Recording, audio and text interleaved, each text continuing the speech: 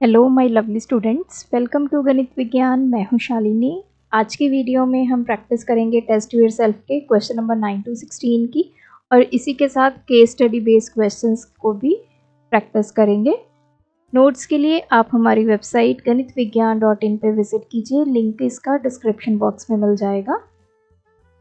Question number 9 है, solve for x। हमें x की वैल्यू कैलकुलेट करनी है। गिवन क्या है, log base x 49 minus log base x 7 plus log base x 1/343 plus 2 equals to 0। अब देखिए यहाँ पे 49 को क्या लिख सकते हैं, 7 का स्क्वायर लिख सकते हैं। इसको मैं एज सच लिख देती हूँ और इस 2 को हम इधर ले जाएंगे। अब ये 2 आगे आ जाएगा,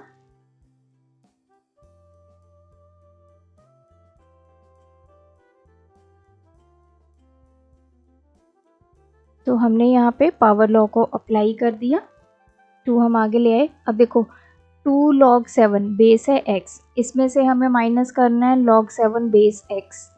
तो बेस सेम है तो हम माइनस कर सकते हैं। तो कितना बच गया, log 7 base x plus log base x 1/343 is equals to -2।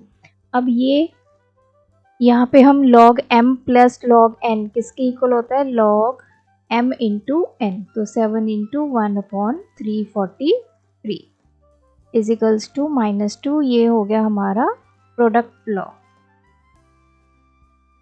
इसको सॉल्व कर लेते हैं।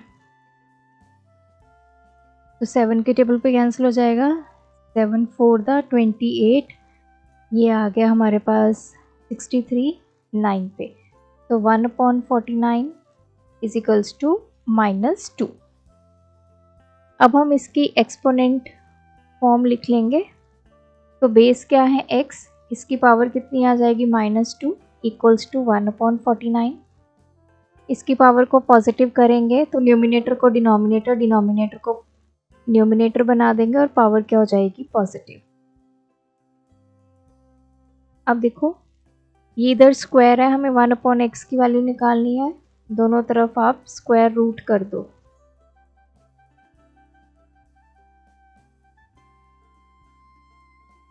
या 1/2 ऐसे लिख लीजिए या स्क्वायर रूट का सिंबल डाल लीजिए इस तरह।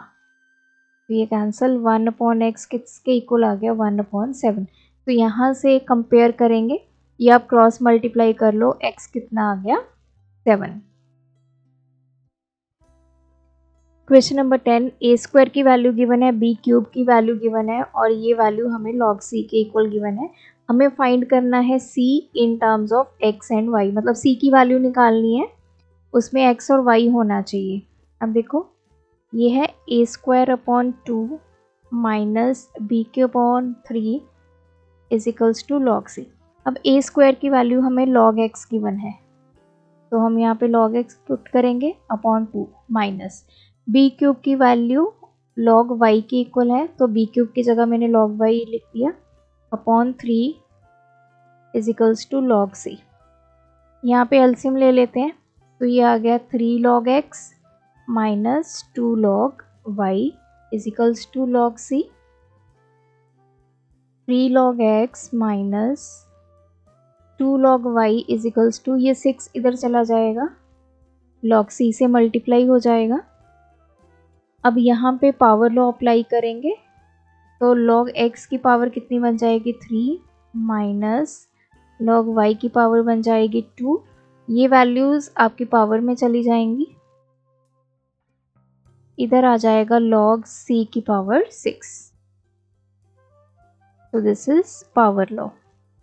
अब ये log m minus log n इसके इक्वल होता है log m अपॉन n, मतलब x cube upon y square, किसके इक्वल है, log c की power 6। This is quotient law.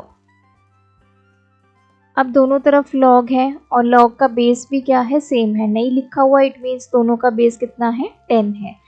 तो log log कैंसिल हो गया, बचा क्या, x cube upon y square is equals to c की पावर 6।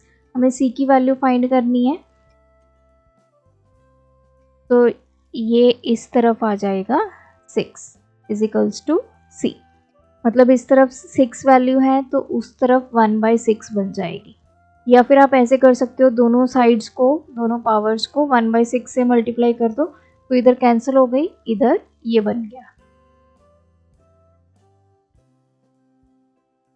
क्वेश्चन नंबर 11, हमें x की वैल्यू गिवन है, y की वैल्यू गिवन है, z की वैल्यू गिवन है। हमें पहले ये फाइंड करना है x minus y minus z. So ये कितना आ गया, x की वैल्यू पुट करेंगे log base 10 12 minus log base 4 2 into log base 10 9 minus z की value log base 10 0.4। log base 10 12 को क्या लिख सकते हैं हम, 4 इंटू 3 लिख सकते हैं, minus log base 4 2 into log base 10 9 को क्या लिख सकते हैं, 3 का स्क्वायर लिख सकते हैं, माइनस log बेस 10 ये हो गया 4/10। अब इस पे देखो log m इंटू n किसके इक्वल होता है, log m plus log n, minus इसको ऐसे लिख लेते हैं log बेस 4 2 इंटू, यहाँ पे पावर लॉ अप्लाई कर देंगे, ये 2 आगे आ जाएगा, 2 log बेस 10 3 माइनस इसके ऊपर मैं कोशेंट लॉ अप्लाई कर सकती हूँ, log m/n that is equals to log m minus log n। ठीक है जी। अब देखो ये है log 4, ये है माइनस log 4, ये कैंसिल हो जाएगा। So this is log base 4 plus log base 10 3 minus log base 4 2 into 2 into log base 10 3, ये हो जाएगा minus log 4 base 10 minus minus plus के। सो अब ये कितना बच गया, log 3 base 10 minus log 2 base 4 into 2 log 3 base 10 plus, अब इसकी वैल्यू कितनी होगी, log 10 बेस 10 कितना होता है 1, क्योंकि हमें पता है log ऑफ a और बेस भी हमारा सेम हो उसकी वैल्यू 1 होती है। अब देखो log 3 यहाँ पे भी है और log 3 यहाँ पे भी है, बेस भी सेम है, तो हम इसको थोड़ा सा और सिंप्लीफाई करते हैं। यहाँ पे log बेस 4 है, अब मैं 2 को क्या लिख सकती हूँ, 4 का रूट लिख सकती हूँ इंटू 2 log बेस 10 3 प्लस 1, ये आ जाएगा 3। अब ये 4 की पावर मतलब 1/2 हो गई इंटू 2, ये आ गया प्लस 1। अब इसको क्या लिखेंगे, log बेस 10 3 माइनस, इस पावर को मैं आगे ले आऊंगी तो ये 1/2 log base 4 4 into 2 log base 3 3 plus 1। अब देखो ये 2 जो है इस 2 से कैंसिल हो गया, कितना आ गया, log बेस 10 3 माइनस ये आ गया log 4 4 into log base 10 3 plus 1। अब देखो इसकी वैल्यू कितनी होगी, अगेन 1 होगी, तो ये 1 इंटू log बेस 10 3 प्लस 1 हो गया। अब ये आ गया log base 10 3 minus 1 into this, तो यही वैल्यू आ गई log 3 बेस 10 प्लस 1, ये भी कैंसिल हो गई तो इसकी वैल्यू आ गई 1। सेकेंड पार्ट है 13 की power x minus y minus z. तो x minus y minus z की वैल्यू हमने कितनी निकाली है 1, तो 13 की पावर 1 कितना आ गया 13। तो सेकंड का इसका आंसर आ गया 13, इसका आंसर आ गया 1। सॉल्व फॉर x की वैल्यू निकालनी है। log 15√5 is equals to 2 minus log base x 3√5। पहले तो हम log वाली टर्म्स को इकट्ठा कर लेते हैं।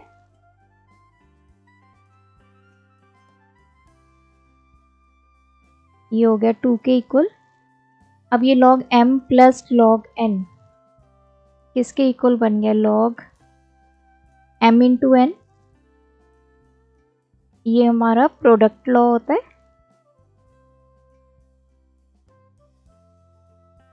तो 15 इंटू 5 हो गया इंटू 3, 15 इंटू 15 ये हो गया 225 इजिकल्स टू 2।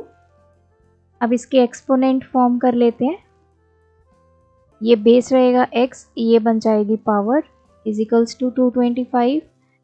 तो दोनों तरफ स्क्वायर रूट करेंगे तो x कितना आ गया? Plus minus 15। यहाँ पे x नेगेटिव नहीं हो सकता। क्यों नहीं हो सकता? क्योंकि जो x है वो log का बेस है, तो base can't be negative. Negative हम उसका बेस नहीं ले सकते, तो x की वैल्यू इसलिए हम लेंगे 15। Question 13 evaluate. फर्स्ट पार्ट है log a base b into log b base है c into log c base a। अब देखो यहाँ पे ये कोई वैल्यू के इक्वल नहीं गिवन, log a और उसका बेस है b। हमने एक बेस चेंजिंग फॉर्मूला पढ़ा था, तो जो लास्ट एक्सरसाइज थी उसमें मैंने आपको आई थिंक 8D के सेकंड जो वीडियो है उसमें मैंने स्टार्टिंग में 2-3 फॉर्मूलेज बताए थे। एक को हमने नाम दिया था बेस चेंजिंग। उसका मतलब क्या है? अब मान लो मेरे पास ये है, हमने log निकालना है a का, बेस क्या है? b। ठीक है, इसको मैं क्या लिख सकती हूँ? log a ये ऊपर रहेगा अपॉन log b ये वाला नीचे आ जाएगा। इनका मैं बेस चेंज कर देती हूँ, इनका बेस कुछ ले लेती हूँ x। हमने एक एग्जांपल भी की थी, जैसे log 1000 की वैल्यू निकालनी है बेस 100। हमें log 1000 की वैल्यू विद बेस 10 पता है, तो मैं इसको कैसे लिख सकती हूँ? log 1000 अपॉन log 100 ये वाला फॉर्मूला हम लगा रहे हैं। बेस मैंने दोनों का 10 कर दिया। अब मुझे पता है log 1000 की वैल्यू विद बेस 10 कितनी होती है? 3। log 100 की वैल्यू विद बेस 10 कितनी होती है? 2। तो इसका आंसर आ गया 3/2। तो ये फॉर्मूला उन सिचुएशंस में यूज़ करते हैं हम जहाँ पे हमारा बेस थोड़ा अलग होता है या कोई बड़ी वैल्यू होती है बेस में, जो हमें निकालनी विदाउट लॉग टेबल्स मुश्किल हो जाती है, तो हम ये बेस चेंजिंग फार्मूला कर लेते हैं। हम कोई भी बेस जो है अपनी तरफ से यहाँ पे दे सकते हैं। तो यहाँ पे भी मैं सेम अप्रोच यूज़ करूँगी। तो मैंने log a ले लिया अपॉन log b ले लिया, बेस मैंने दोनों का 10 कर दिया। ठीक है जी, यहाँ पे log b upon log c, यहाँ पे भी बेस 10 ले लेंगे, into log c upon log a base 10। अब देखो log a बेस 10 और ये भी log a base 10 same value होगी। किसी भी, जैसे मैं log 5 कर रही हूँ एट बेस 10, तो इसकी वैल्यू यहाँ पे भी सेम होगी, यहाँ पे भी सेम होगी। तो ये कैंसल, ये भी कैंसल, ये भी कैंसल, ये आ गया 1। सेकंड है log 8 base 3 divide by log 16 base 9। अब देखो इसको हम कैसे लिख सकते हैं? log बेस 3, इसको भी हम इसी फॉर्मूला में कन्वर्ट कर लेते हैं तो इजी रहेगी हमारी कैलकुलेशन करनी। इसको मैंने लिख दिया log 8 अपॉन log 3, बेस मैंने 10 ले लिया दोनों में, divide by log 16 upon log 9 यहाँ भी बेस मैंने 10 ले लिया। तो यहाँ पे आप ये फॉर्मूला लिखोगे, log b और a ये किसके इक्वल हो जाता है, log a upon log b, base क्या बन जाता है x। You will write same formula here कि हमने ये फॉर्मूला यूज़ किया है। अब ये क्या बन गया, log बेस 10। 8 को क्या लिख सकते हैं, 2 का क्यूब लिख सकते हैं, अपॉन log बेस 10 3। डिवाइड की जगह मैं मल्टीप्लाई कर दूंगी। क्या रूल होता है, जैसे हम फ्रैक्शंस में करते हैं, दो फ्रैक्शंस को आप डिवाइड कर रहे हो, फिर क्या होता है, डिवाइड की जगह हम मल्टीप्लाई कर देते हैं और जो उसके बाद वाली फ्रैक्शन होती है उसको हम रिवर्स कर देते हैं। जो न्यूमिनेटर में है वो डिनोमिनेटर में चला जाएगा, डिनोमिनेटर वाला न्यूमिनेटर में। ये आ गया। अब ये log यहाँ पे 3 आगे ले आएंगे, ये पावर फंक्शन हमने यूज़ किया, अपॉन log बेस 10 3 इंटू, ये हो गया log बेस 10।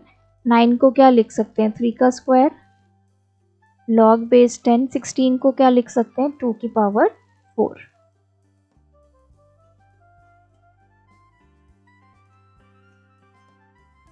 अब देखिए, तो ये आ गया 3 log 2 अपॉन log 3 इंटू 2, ये आगे ले आए हम, इसी तरह इसको आगे ले आए। सो अब देखिए, इसको फर्दर क्या लिख सकते हैं, 3 log 2, दिस इज 2। अब हम जो कैंसिल हो रहे हैं उसको कैंसिल कर देते हैं। 3 इंटू log 2 बेस है 10, यहाँ पे भी देखो log 2 बेस 10 है, ये कैंसिल हो गया और ये कैंसिल हो गया और ये कैंसिल हो गया। तो इसका आंसर हमारे पास डायरेक्ट आ गया है 3/2।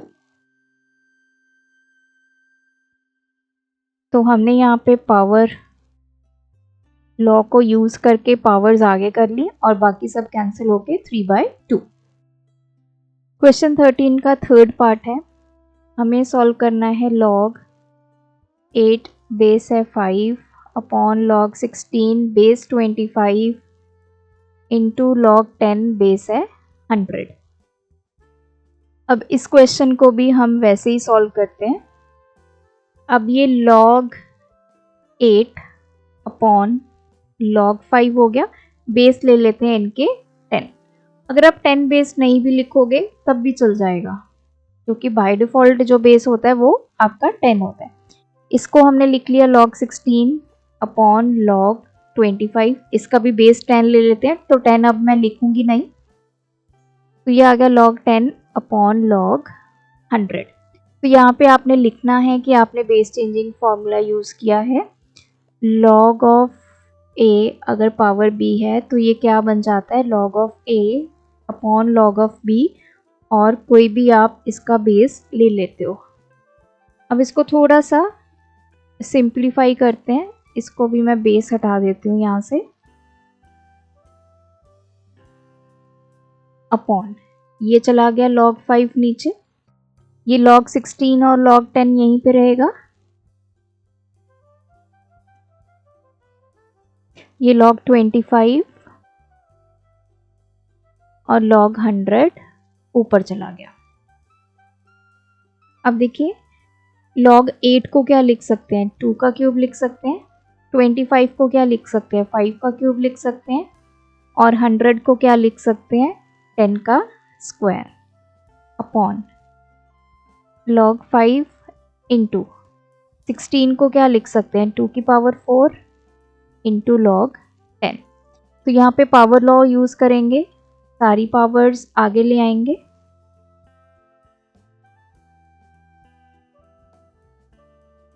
अपॉन ये आ गया log 5 into 4 log 2 into log 10। तो यहाँ पे हमने पावर लॉ को यूज़ किया, ये कैंसिल हो गया, log 2 से log 2, 5 से 5, और देख लो कुछ कैंसिल होता है,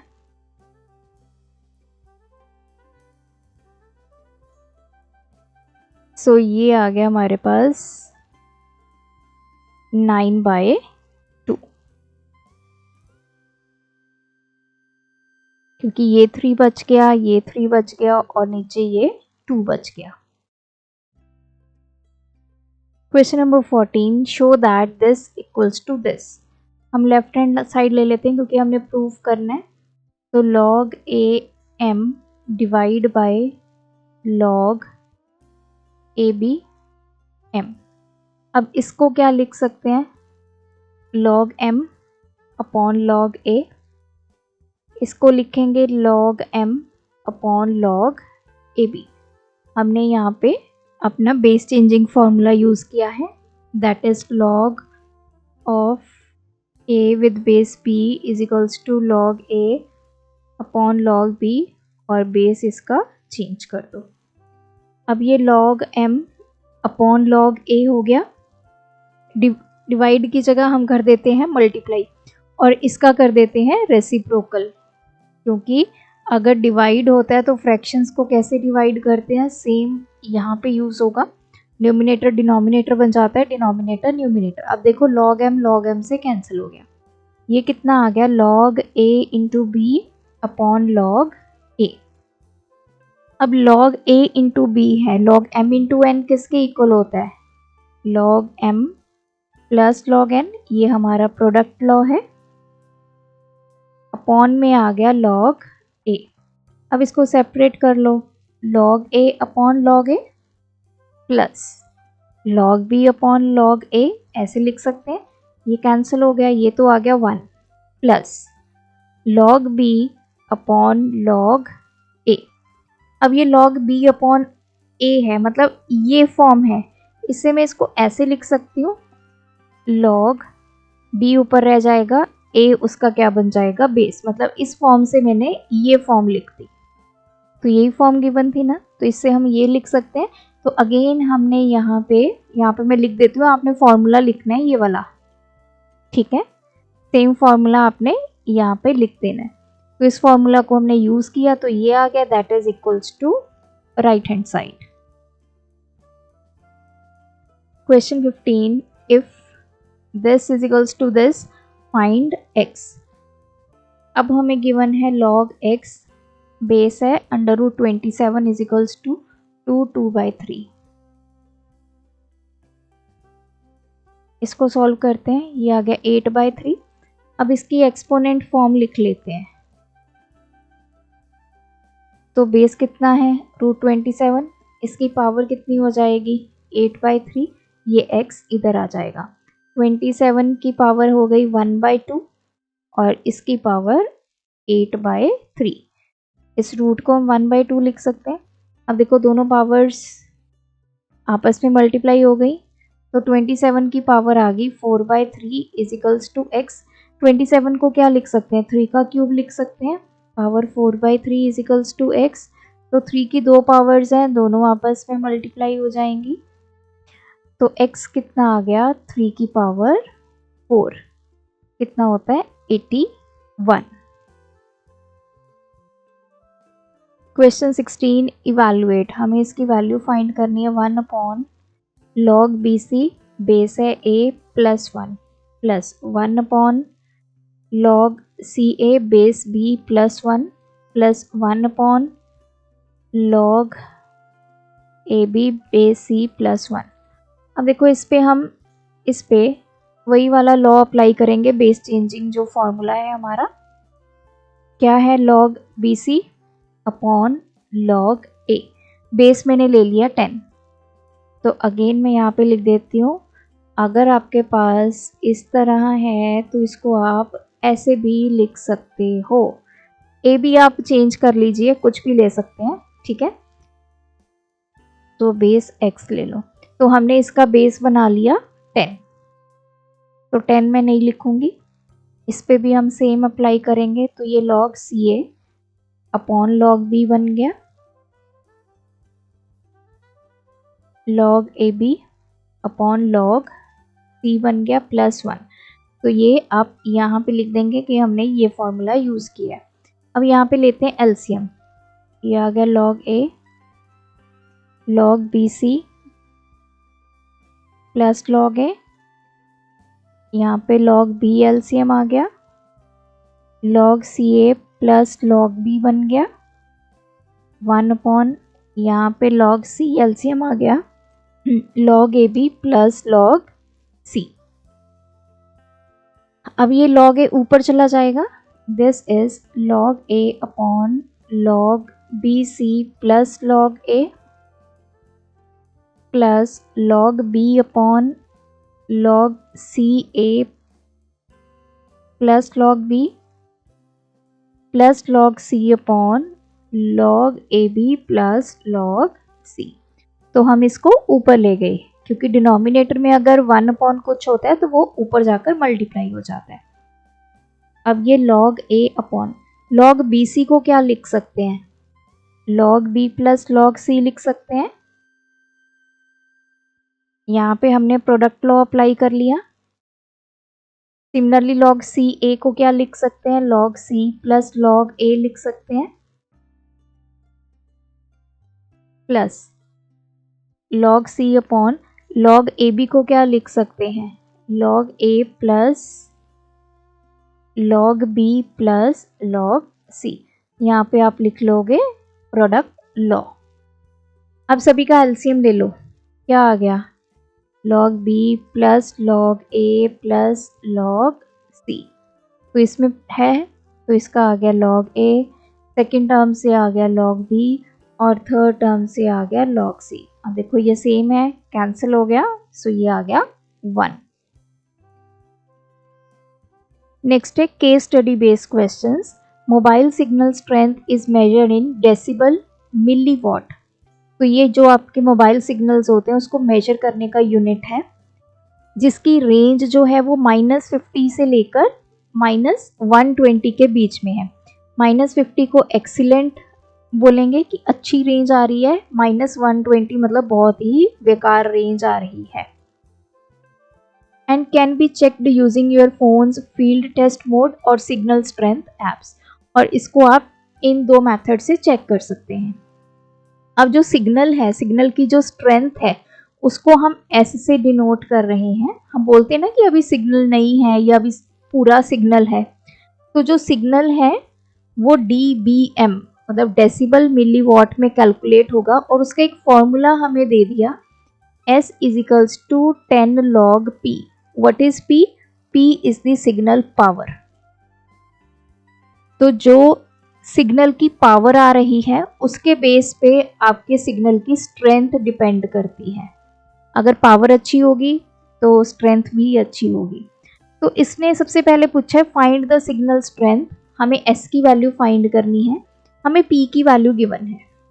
चलिए फॉर्मूला हमें ये गिवन है। अब पहले केस में P कितना गिवन है, 1/10⁶। इस वैल्यू को यहाँ पुट कर लेते हैं। S कितना आ गया, 10 log 1/10⁶। 10 log ये इसको मैं ऊपर लेगी तो पावर कितनी होगी, नेगेटिव हो गई। अब पावर को आगे ले आते हैं, 10 ऑलरेडी है, -6 आगे चला गया, log of 10।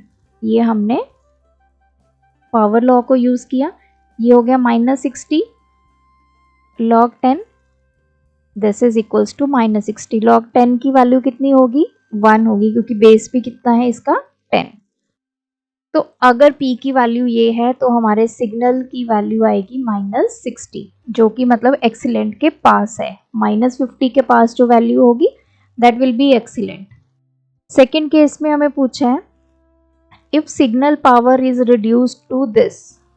अगर जो पावर की वैल्यू है वो कम हो जाती है और इतनी बन जाती है 1/10⁻10। डिनोमिनेटर में है ना 10⁻10, तो ऑब्वियसली ये कम हो रही है। How does S change? तो S की वैल्यू कैसे चेंज हो रही है, तो S का फॉर्मूला वही है 10 log P। अब हमें P की जगह क्या पुट करना है, 1/10⁻10। इसको ऊपर ले आएंगे, 10 की पावर -10 हो गई। अब ये 10 ऑलरेडी है, ये -10 आगे आ जाएगा पावर लॉ के अकॉर्डिंग, तो ये हो गया -10 × 10 100 log 10। log 10 की वैल्यू कितनी होती है 1, तो इसका आंसर आ गया -10। तो देखो -10 किसके पास है, -120 के पास है ना, तो मतलब सिग्नल स्ट्रेंथ क्या होगी आपकी, वेरी पुअर। सो यहाँ पे ये चैप्टर कंप्लीट होता है। आप भी प्रैक्टिस कीजिए। कोई डाउट है तो कमेंट ड्रॉप करें विद क्वेश्चन नंबर और उस रिस्पेक्टिव वीडियो के नीचे ही कमेंट करें और क्वेश्चन नंबर लिखना ना भूलें। Thanks for watching. बढ़ाना है ज्ञान, फॉलो गणित विज्ञान।